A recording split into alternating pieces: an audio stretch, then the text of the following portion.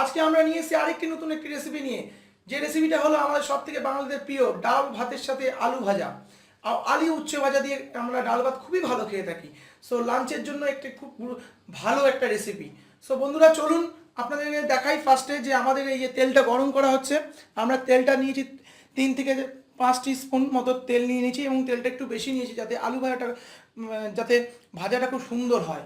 So চলুন আমরা এইবার, তেলটা গরম হয়ে গেছে, এইবার আমাদের যে আলুটা কেটে রাখা হয়েছে আলু, সেটা আমরা দিয়ে দিচ্ছি, এবং তার সাথেও কিছু উচ্ছেও আছে সেটাও দিয়ে দেবো। তো আলু উচ্ছে ভাজাটা খুব ভাল লাগে গরমকালে, ভাতের সাথে, ভাত ডালের সাথে আলু উচ্ছে ভাজা খুবই সুন্দর লাগে খেতে। সো বন্ধুরা আমরা দিয়ে দিচ্ছি প্রত্যেকটা আলু উচ্ছে ভাজাগুলো।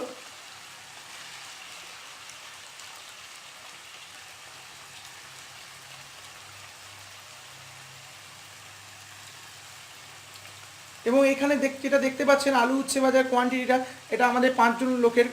সো আপনাদের যদি লোক সংখ্যা কম থাকে, সো আলু উচ্ছে ভাজা আরও কম কাটবেন এবং কম তেল দেবেন, সেক্ষেত্রে তেলটা বুঝে শুনে দিতে হবে।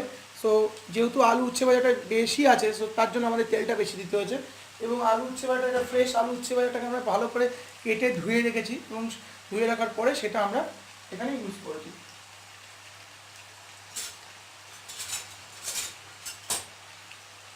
এবার জাস্ট আমরা নাড়িয়ে দেবো।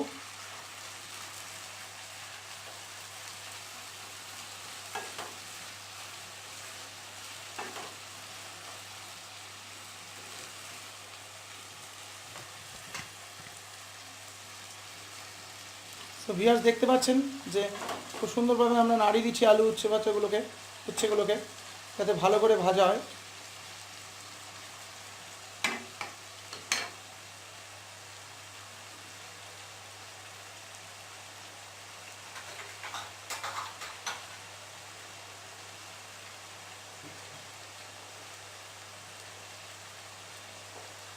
এইবার আমরা 1 টিস্পুন লবণ দিয়ে দেবো।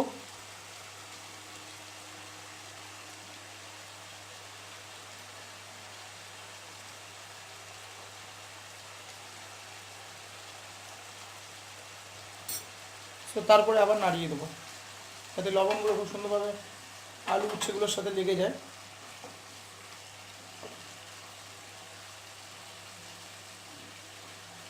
এরপরে আমরা হলুদ দেব, এতে কালারটা খুব সুন্দর আসবে হলুদে। 1 টিস্পুন মতো হলুদ দিয়ে দেবো।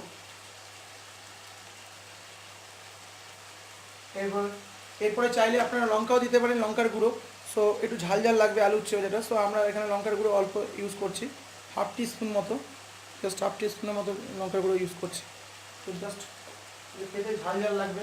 সো বাঙালিদের একটা খুব প্রিয় খাবার বলতে গেলে আলু উচ্ছে ভাজা ভাতের সাথে, আলু ভাজা তার সাথে উচ্ছে ভাজা, এবং গরম ভাতে ডালের সাথে তো খুবই ভালো লাগে। এবং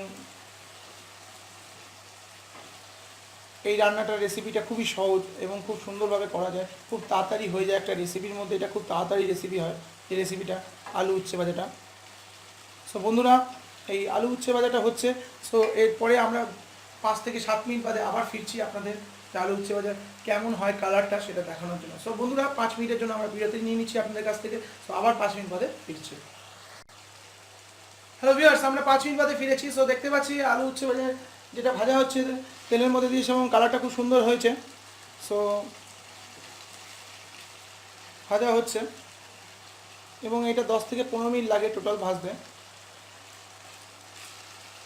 এবং ভিউয়ার্স তার মধ্যে আমরা বলে রাখছি যে আমাদের রাঁধুনি জংশন চ্যানেলটি যেটা একটা রেসিপি সংক্রান্ত চ্যানেল, এবং আমরা বিভিন্ন রকম রেসিপি টিউটোরিয়াল নিয়ে আসছি।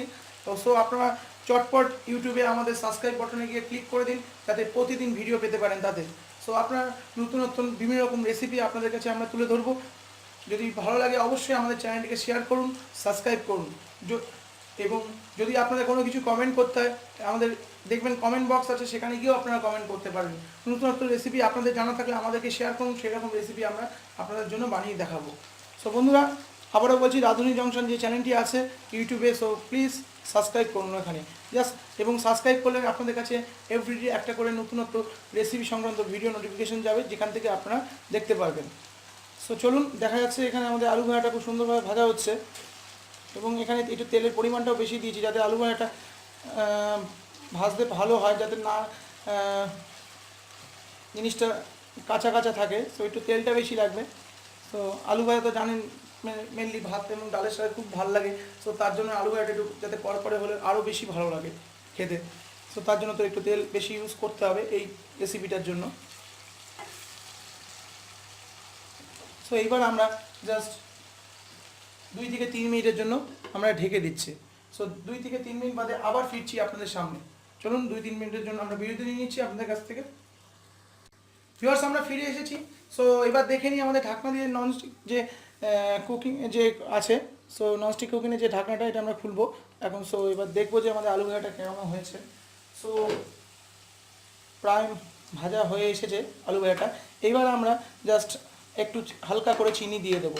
সো হাফ টিস্পুন মতো চিনি দেবো, এবং এটা ম্যান্ডেটারি না, যারা চিনি খান না তারা চিনি দেবেন না।